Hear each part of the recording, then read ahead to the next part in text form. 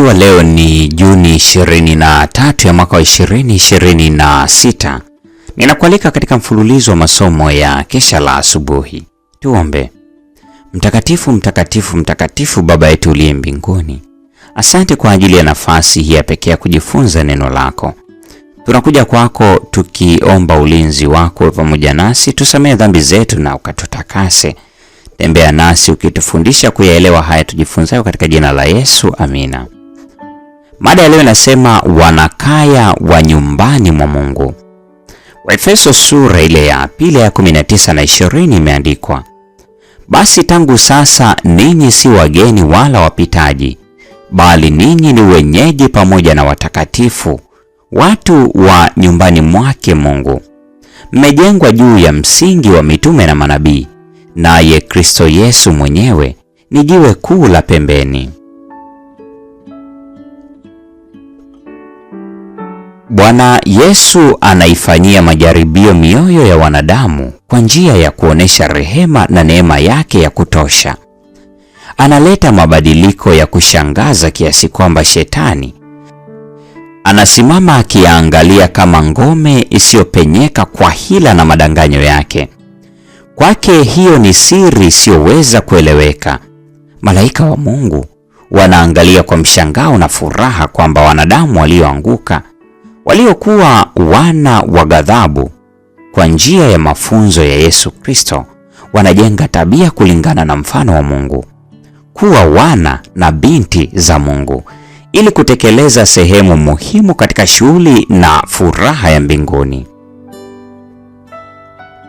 Bwana amelipatia kanisa lake vipaji na baraka ili waweze kutoa kwa ulimwengu sura ya utoshelevu wake, na kwamba kanisa lake liwe kamili ndani yake, uwakilishi endelevu wa mwingine, hata ulimwengu wa milele wa sheria zilizo juu kuliko sheria za kidunia. Kanisa lake linapaswa kuwa hekalu lililojengwa kwa mfano wa Mungu. Kristo amelipatia kanisa lake nyenzo za kutosha ili apate mapato makubwa ya utukufu kwa mali yake iliyokombolewa, iliyonunuliwa.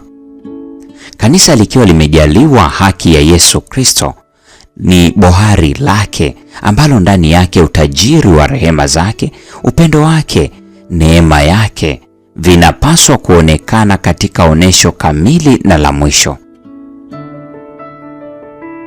Tamko katika ombi lake la utetezi kwamba upendo wa Baba ni mkuu kwetu sawa na ulivyo kwake mwenyewe mwana pekee, na kwamba tutakuwa pamoja naye pale alipo, kuungana na Kristo na Baba milele, ni jambo la kushangaza kwa jeshi la mbinguni na ni furaha yao kuu.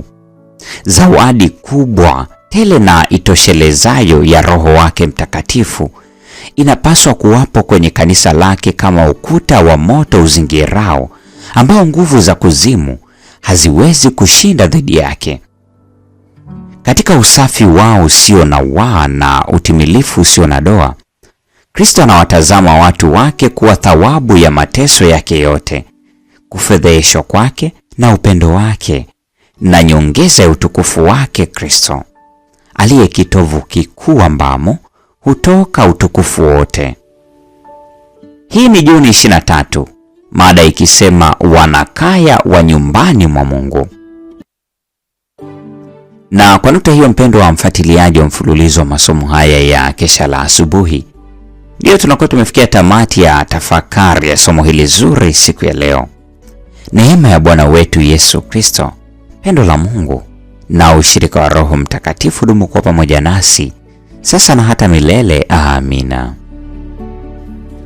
Popote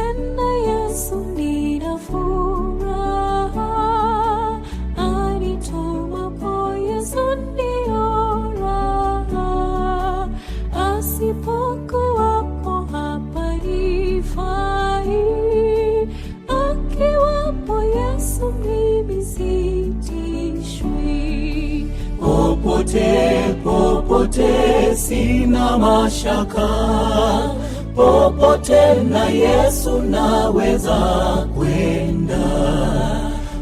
popote, popote sina mashaka, popote na Yesu naweza kwenda.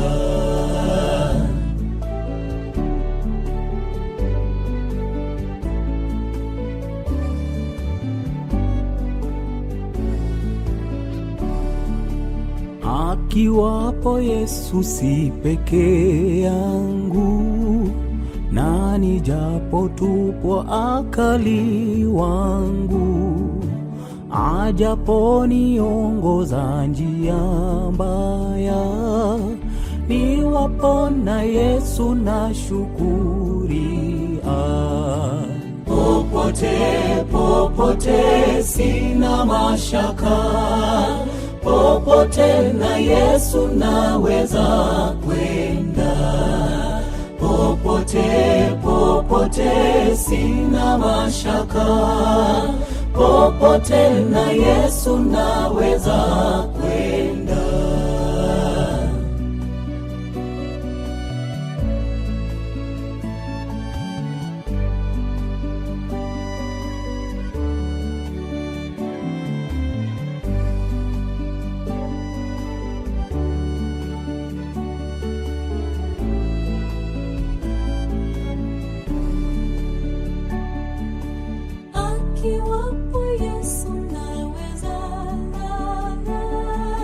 Naweza pumzika hata kiyama, kisha nitakwenda kwake milele.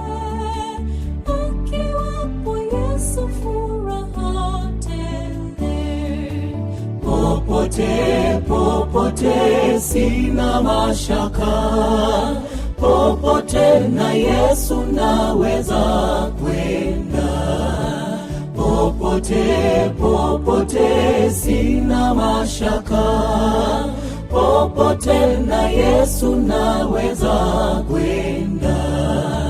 Popote, popote sina mashaka, popote na Yesu naweza kwenda.